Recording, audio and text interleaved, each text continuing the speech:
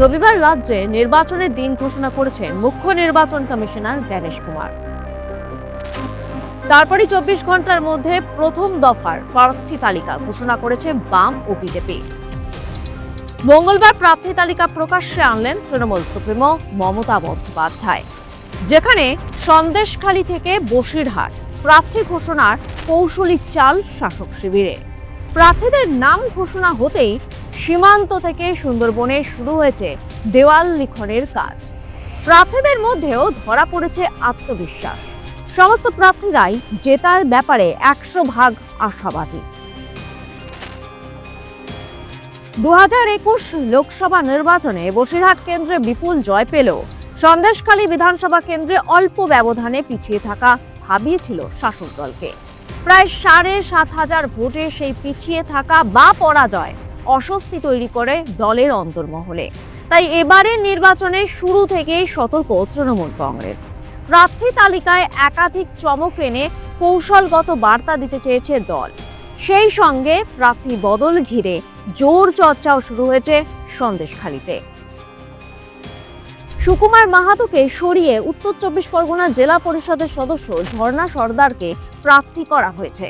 2024 সালে মহিলাদের আন্দোলনের কেন্দ্রবিন্দু হয়ে ওঠা এই অঞ্চলকে বিশেষ গুরুত্ব দিয়েই এই সিদ্ধান্ত বলে মনে করছে রাজনৈতিক মহল। ঝর্ণা সর্দার আগে সন্দেশখালী 2 নম্বর পঞ্চায়েত সমিতির সদস্য হিসেবে কাজ করেছেন। পাশাপাশি জেলা পরিষদের সদস্য হিসেবেও অভিজ্ঞতা রয়েছে তার। ফলে স্থানীয় সমীকরণ মাথায় রেখেই এই নতুন মুখ ভরসা শাসক দলের। অন্যদিকে স্বরূপনগর বিধানসভায় ফের প্রার্থী করা হয়েছে 3 বারের বিধায়ক তথা উত্তর 24 পরগনা জেলা পরিষদের সহ সভাধিপতি বীণা মণ্ডলকে। মীনা খাতেও পুরনো মুখের উপরই আস্থা রেখেছে দল। 3 বারের বিধায়ক উষারানী মণ্ডলকেই আবার টিকিট দেয়া হয়েছে। বাদুড়িয়ায় বড় চমক হিসেবে সামনে এসেছে বুরহানুল মুকাদ্দিম লিটনের নাম। বসিরহাট সাংগঠনিক জেলার সভাপতি হওয়ার পাশাপাশি তিনি জেলা পরিষদের শিক্ষা কর্মাধ্যক্ষ। এদিন দীর্ঘদিনের বিধায়ক কাজী আব্দুর রহিম দিলুকে এবার সরিয়ে এই নতুন সমীকরণ তৈরি করেছে দল। বসিরহাট দক্ষিণেও দেখা গেছে বড় পরিবর্তন। চিকিৎসক ডাক্তার সপ্তর্ষি বন্দ্যোপাধ্যায় পরিবর্তে সংগঠনের পুরনো মুখ সুরজিৎ মিত্রকে প্রার্থী করা হয়েছে। 1998 সাল থেকে তৃণমূলের ছাত্র পরিষদের সঙ্গে যুক্ত সুরজিৎ বসিরহাট কলেজে ছাত্র রাজনীতি থেকে উঠে এসে এখন বসিরহাট জেলার গুরুত্বপূর্ণ সাংগঠনিক দায়িত্ব সামলাচ্ছেন। হিঙ্গলগঞ্জে তৃণমূলের হাসনাবাদ 1 নম্বর ব্লক সভাপতি আনন্দ সরকারকে প্রার্থী করা হয়েছে। দল গঠনের শুরু থেকেই তার সক্রিয় ভূমিকা থাকায় সংগঠনের প্রতি তার গ্রহণযোগ্যতাকে গুরুত্ব দিয়েছে নেতৃত্ব। বসিরহাট উত্তরে প্রার্থী করা হয়েছে তৃণমূল কংগ্রেসের জাতীয় মুখপাত্র মোহাম্মদ তৌসিফ আহমেদকে। আর হারোয়ায় সব জল্পনার অবসান ঘটিয়ে প্রার্থী করা হয়েছে অল ইন্ডিয়া সুন্নাতুল জামাতের কর্ণধার আব্দুল মাতিনকে।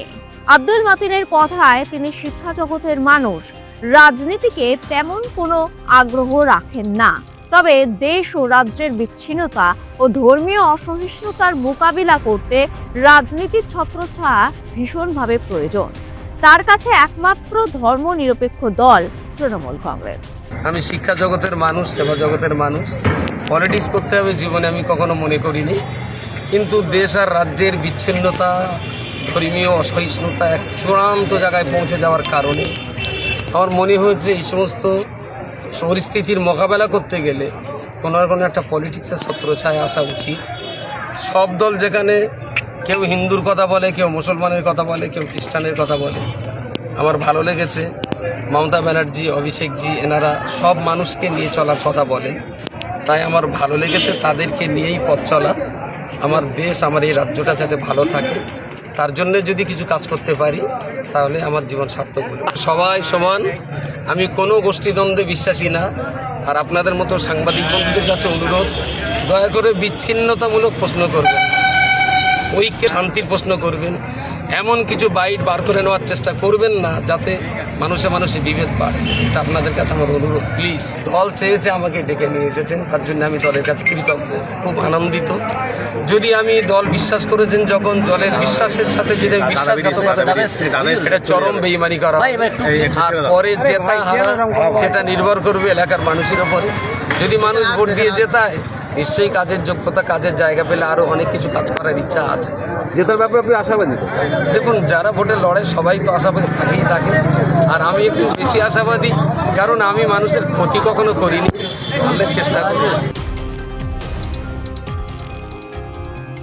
সব মিলিয়ে বসিরহাট ও সন্দেশখালীতে নিজেদের মাটি শক্ত করতে নতুন মুখে স্ট্র্যাটেজি তৃণমূল কংগ্রেসের নয়া রণকৌশল। বিশেষ করে সন্দেশখালীর অভিজ্ঞতা থেকে শিক্ষা নিয়েই এবার শুরু থেকেই বাড়তি সতর্কতা নিচ্ছে শাসক শিবির, এমনটাই মনে করছে রাজনৈতিক পর্যবেক্ষকদের একাংশ।